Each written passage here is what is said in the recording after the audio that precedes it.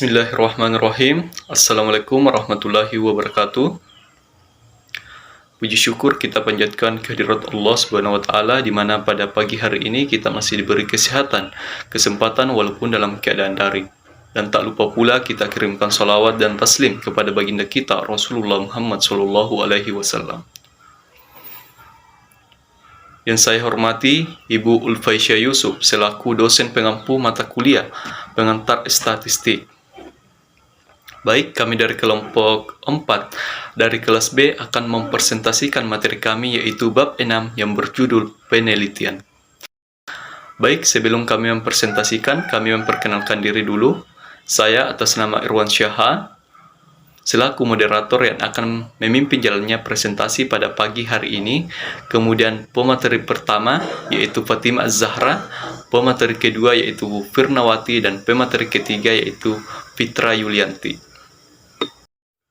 Baik, untuk mempersingkat waktu, kami persilakan kepada pemateri pertama yaitu Saudari Fatimah Az-Zahra untuk membacakan materinya. Baiklah, saya akan membacakan materi mengenai pengertian penelitian dan jenis-jenis penelitian. Secara umum, penelitian adalah terjemahan dari bahasa Inggris, research. Kata research sendiri berasal dari kata re yang berarti kembali dan to search yang berarti mencari. Dengan demikian, arti sebenarnya dari research adalah mencari kembali. Selanjutnya, pengertian penelitian menurut para ahli. Menurut Parson, tahun 1946, penelitian adalah pencarian atas seluruh secara sistematis dengan penekanan bahwa pencarian ini dilakukan terhadap masalah yang dapat dipecahkan. Yang kedua, menurut John tahun 1949, bahwa penelitian adalah suatu pencarian fakta menurut metode objektif yang jelas untuk menemukan hubungan antar fakta dan menghasilkan dalil atau hukum. Kemudian yang ketiga yaitu dari Watney tahun 1960. Penelitian adalah suatu metode untuk menemukan kebenaran, sehingga penelitian juga merupakan metode berpikir secara kritis.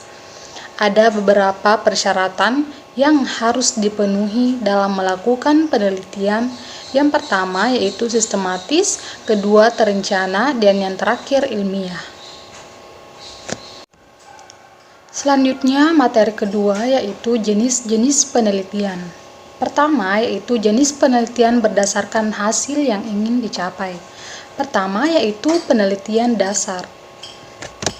Penelitian dasar adalah penelitian yang mempunyai alasan intelektual dalam rangka memperluas ilmu pengetahuan manusia, tidak membuat atau menciptakan sesuatu.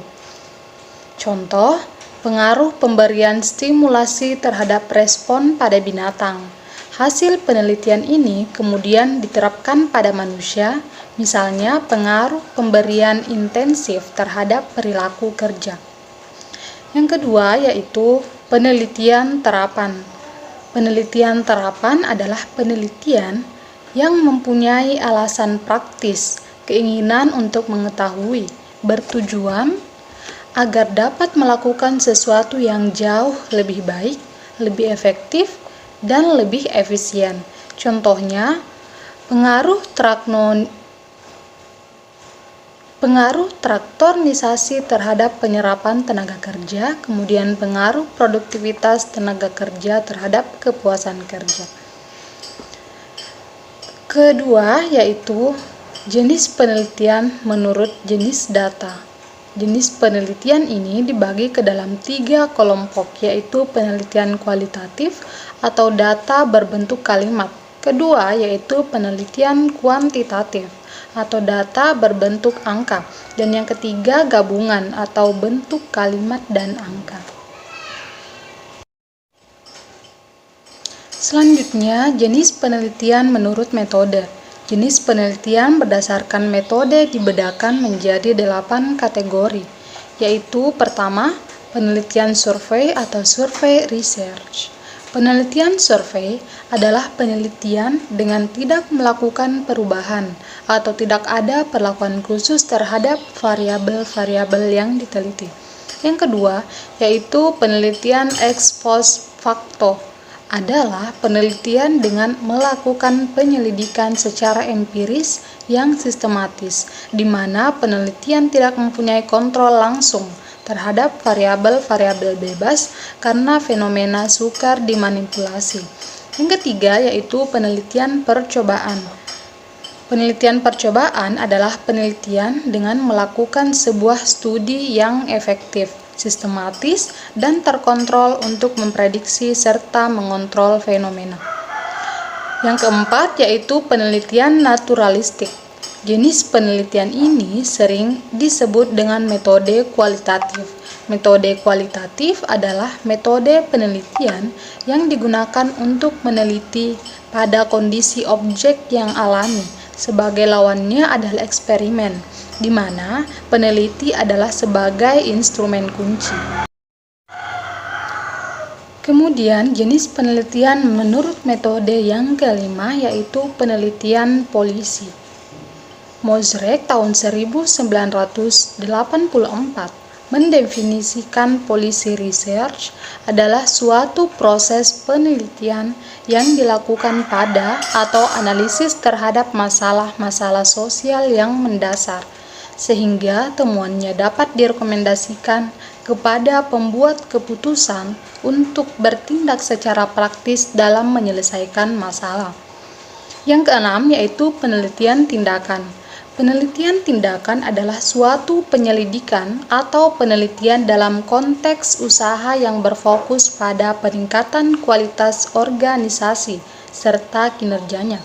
Kemudian yang ketujuh, penelitian evaluasi merupakan bagian dari proses pembuatan keputusan, yaitu untuk membandingkan suatu kejadian, kegiatan, dan produk dengan standar dan program yang telah ditetapkan. Kemudian yang terakhir, penelitian sejarah. Tujuan penelitian sejarah adalah untuk merekonstruksi kejadian-kejadian masa lampau secara sistematis dan objektif, melalui pengumpulan, evaluasi, verifikasi, dan sintesis data diperoleh sehingga ditetapkan fakta-fakta untuk membuat suatu kesimpulan.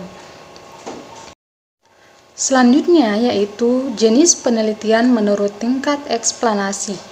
Penelitian menurut tingkat eksplanasi atau penjelasan adalah penelitian yang bermaksud menjelaskan kedudukan variabel-variabel yang diteliti serta hubungan antara satu variabel dengan variabel yang lain. Jenis penelitian menurut tingkat eksplanasi dapat dikelompokkan menjadi 3. Yang pertama yaitu penelitian deskriptif. Penelitian deskriptif adalah penelitian yang dilakukan untuk mengetahui nilai variabel mandiri, baik satu variabel atau lebih tanpa membuat perbandingan atau penghubungan dengan variabel yang lain. Yang kedua yaitu penelitian komparatif. Adalah suatu penelitian yang bersifat membandingkan. Variabelnya masih sama dengan penelitian variabel mandiri, tetapi untuk sampel yang lebih dari satu atau dalam waktu yang berbeda. Kemudian yang terakhir yaitu penelitian asosiatif atau hubungan. Merupakan penelitian yang bertujuan untuk mengetahui hubungan antara dua variabel atau lebih. Dengan penelitian ini, maka akan dapat dibangun suatu teori yang dapat berfungsi untuk menjelaskan, meramalkan, dan mengontrol suatu gejala. Contohnya yaitu hubungan.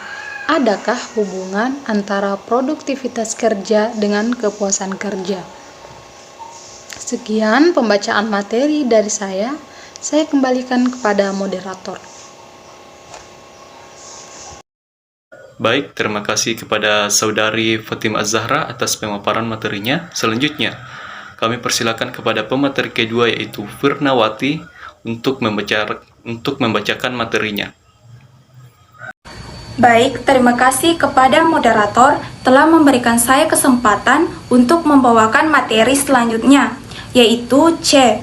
Metodologi penelitian.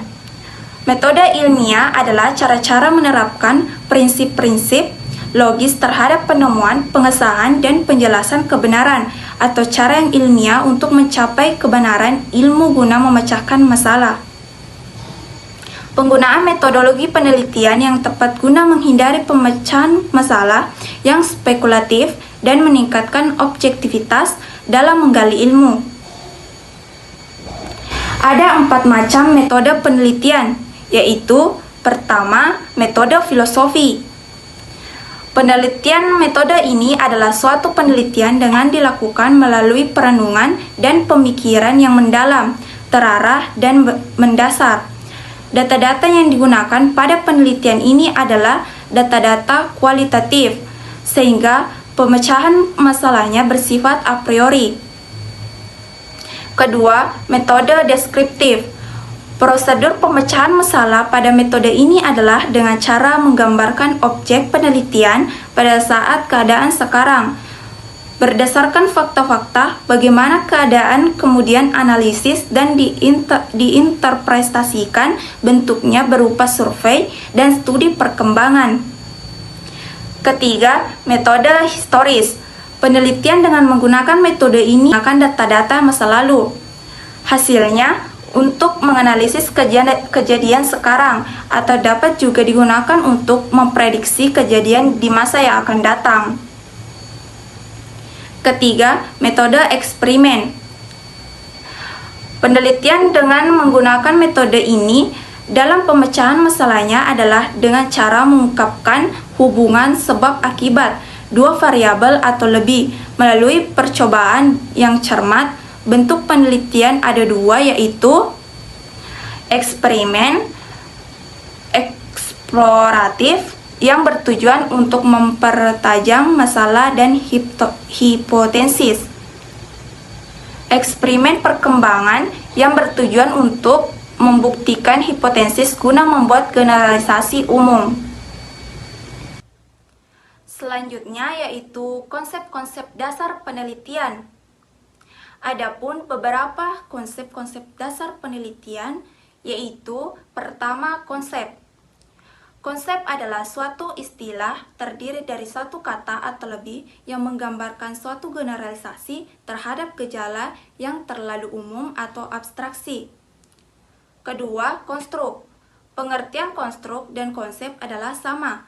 Membedakannya adalah konstruk dikhususkan pada sesuatu yang bisa diukur, ditimbang, dihitung, dan sebagainya. Variabel. Konstruk dan sifat-sifat yang telah diberi angka kualitatif atau juga dapat diartikan variabel adalah konsep yang mempunyai macam-macam nilai berupa kuantitatif maupun kualitatif yang dapat berubah-ubah nilainya. Contoh, badan punya variasi tinggi badan, bentuk badan, dan berat badan. Kriteria variabel dapat dibedakan menjadi beberapa jenis tergantung dari variabel yang menyertainya, yaitu berdasarkan hubungan. Adapun beberapa variabel yang berdasarkan hubungan seperti variabel bebas, variabel terkait, variabel moderating, variabel perhubungan. Variabel bebas adalah variabel yang menjadi sebab atau berubah memengaruhi suatu variabel lain. Variabel terkait adalah variabel yang dipengaruhi atau menjadi akibat karena adanya variabel lain. Variabel moderating. Variabel moderating adalah variabel yang memperkuat atau memperlemah hubungan antara variabel bebas dengan variabel terkait.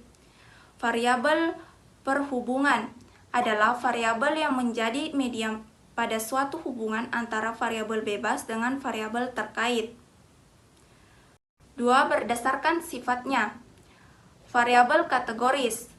Variabel kategoris membagi responden menjadi dua kategori, yang terkait belakang atau lebih dari nilainya. Tidak dinyatakan dalam bentuk pecahan. Contoh, dua kategori. Pertama yaitu jenis kelamin status perkawinan, status pekerjaan, status kesehatan. Lebih dari 2 kategori, jenis pendidikan, jenis pekerjaan. Variabel bersambungan adalah variabel yang dapat kita tentukan nilainya dalam jangkauan tertentu dengan desimal yang tidak terbatas. Contohnya, umur, jumlah pendapatan, tingkat efektivitas, tingkat erpaan media massa, tingkat kriminal.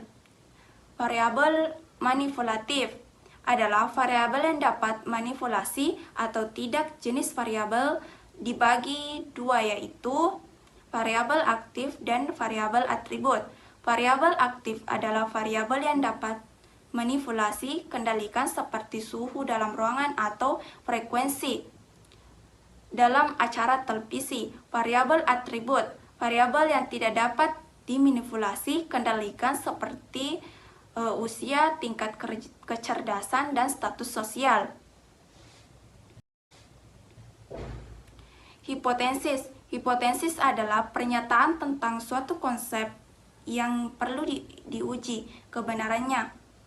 Pengukuran, suatu kegiatan yang dilakukan untuk menetapkan aturan pada objek atau peristiwa. Baik, saya kembalikan kepada moderator. Baik, terima kasih kepada Saudari Purnawati atas pemaparan materinya. Selanjutnya, kami persilakan kepada pemateri ketiga, yaitu Saudari Fitra Yulianti untuk membacakan materinya. Assalamualaikum warahmatullahi wabarakatuh. Perkenalkan, nama saya Fitra Yulianti.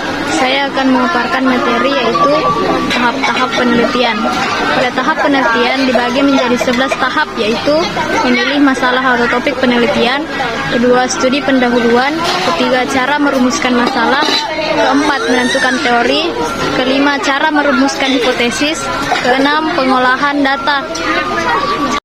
Baik, terima kasih kepada Saudari Fitra Yulianti atas pemaparan materinya.